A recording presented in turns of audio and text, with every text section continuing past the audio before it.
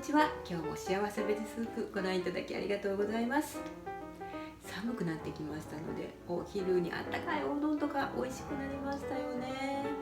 私は大阪にあるうどん好きで有名なお店のかやくそばがめちゃくちゃ好きなんですけれども、その老舗にも負けないうどんだしを今日はやってみたいと思います。本当に簡単なのですぐ動画も終わってしまいますので、ぜひ最後までご覧ください。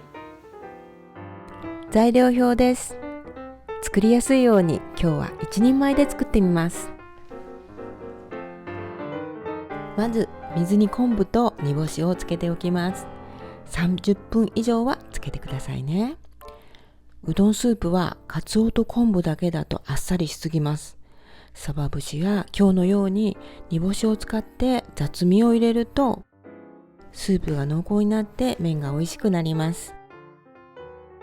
よく私の動画で透明な鍋が中身が分かりやすいと言ってくださる方が多いので、調子に乗ってこんな鍋を買ってみました。さあ作っていきましょう。昆布と煮干しをつけておいた水を鍋に入れます。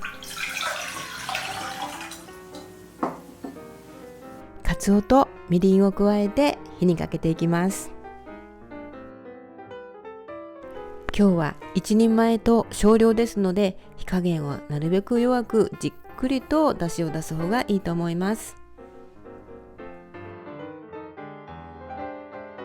煮立ってきました。煮立ってきたら薄口醤油を加えます。それが再び煮立てば出来上がりなんです。そしてなぜ醤油をみりんと一緒じゃなくて最後に加えるかというと、最初に塩分を加えてしまうと浸透圧の関係で出汁が出にくくなるんです。そして醤油の香りも飛んでしまいます。だから醤油は最後に入れてくださいね。再び煮立って火を止めたら、かつおが少し沈むまで10分ほど置いてください。10分経ちましたのでこしていきますね。かつおと昆布、そしていりこのいいお出汁の香りがしています。透明なこの澄んだお出汁も関西人の私たちにはたまらないです。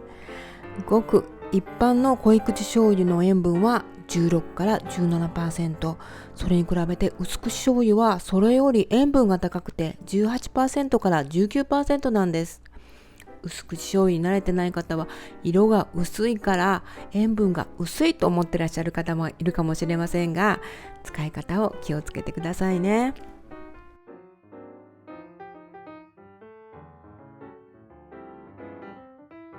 あとはこのお出汁で麺と一緒にいろんな具材を煮てくださいね。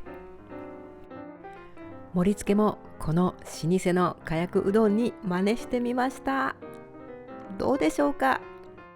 我ながら味も見た目も全然負けてないです。ほんのり甘いお出汁と薄口で素材の味を生かしてくれています。上に乗っているのは穴子と蒸した里芋、干し椎茸の含めに生湯葉、鶏肉、ほうれん草と焼き餅です。そして柚子を添えました。お昼からとっても幸せな気分です。最後までご覧いただきありがとうございます。いいなと思ったら励みになりますので、高評価、チャンネル登録よろしくお願いいたします。コメントもお待ちしております。詳しい作り方は概要欄にも載せております。ではまた次回の動画でお会いいたしましょう。